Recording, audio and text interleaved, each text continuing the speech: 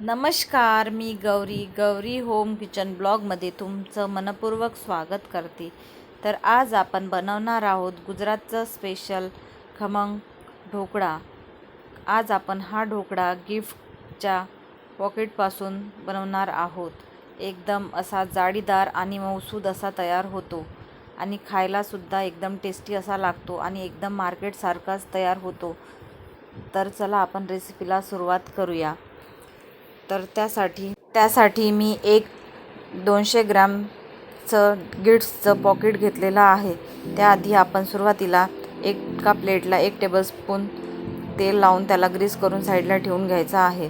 नंतर आपण एका वाट्यामध्ये ते मिश्रण काढून घ्यायचं आहे। तर बघू शकता इथे आपलं ढोकळ्याचं पीठ आपण एका वाट्यामध्ये काढून घेतलेलं आहे। त्यानंतर त्यामध्ये आपल्याला थोडं पाणी घालून एकाच डायरेक्शनने बॅटर चांगल्या प्रकारे फेटून घ्यायचं आहे। यामध्ये आपल्याला काहीच घालायचं नाही।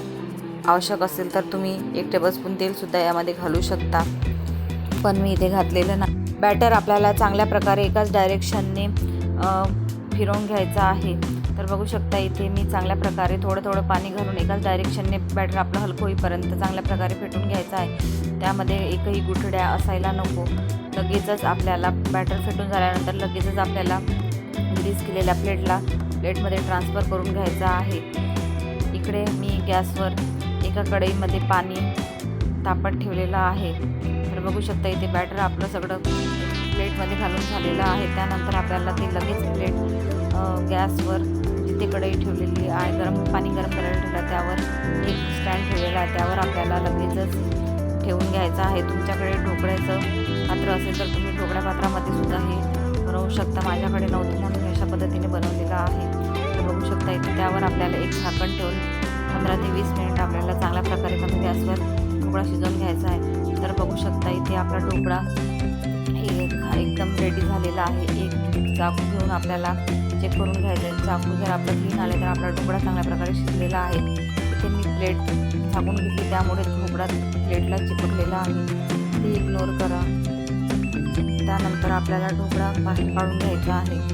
तर बघू शकता इथे आपला ढोकळा एकदम स्पॉन्जी आणि जाळीदार असा तयार झालेला आहे। त्यानंतर आपल्याला लगेचच ढोकळा थंड करण्यासाठी ठेवायचा आहे। लगेचच आपल्याला एक तडका पॅन घ्यायचा आहे, त्यामध्ये 1 टेबलस्पून तेल घालून घ्यायचं आहे। त्यानंतर त्यामध्ये 1 टेबलस्पून मोहरी, कढीपत्ता, 2 ते 3 हिरव्या मिरच्या आणि कोथिंबीर घालून घ्यायचं आहे आणि चांगल्या प्रकारे आपल्याला तडका शिजवून द्यायचा आहे। त्यानंतर त्यामध्ये आपल्याला अर्धा ग्लास पाणी घालून घ्यायचं आहे आणि लगेचच आपल्याला 1 टेबलस्पून साखर घालून घ्यायची आहे। साखर तुम्ही तुमच्या आवडीनुसार तुम्हाला किती गोड हवं त्यानुसार तुम्ही घालू शकता। मी इथे 1 टेबलस्पून साखर घालून घेतलेली आहे आणि साखरसुद्धा आपल्याला तडक्यामध्ये चांगल्या प्रकारे विरघळू द्यायची आहे।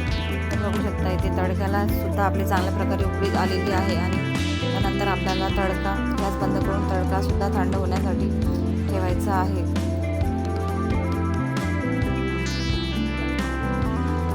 त्यानंतर आपल्याला ढोकळा आपला थंड झालेला आहे, त्याला आपल्याला कट करून घ्यायचा आहे।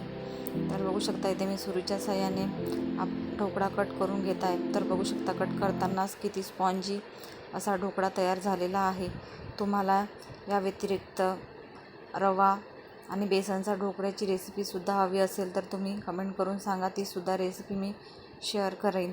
त्यानंतर आपल्याला तडकासुद्धा ढोकळ्यावर घालून घ्यायचा आहे। तर संपूर्ण तडका त्यावर आपल्याला घालून घ्यायचा आहे। तर बघू शकता इथे आपला ढोकळा एकदम तयार झालेला आहे आणि आतमधून एकदम जाळीदार आणि स्पॉन्जी असा तयार झालेला आहे।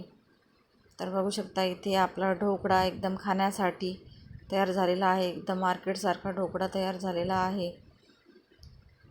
तर तुम्ही हा ढोकळा एकदम झटकेपट तयार करू शकता, कोणतीही पूर्वतयारी न करता। एकदम इन्स्टंट अशी रेसिपी आहे, घरच्या घरी ट्राय करून बघा।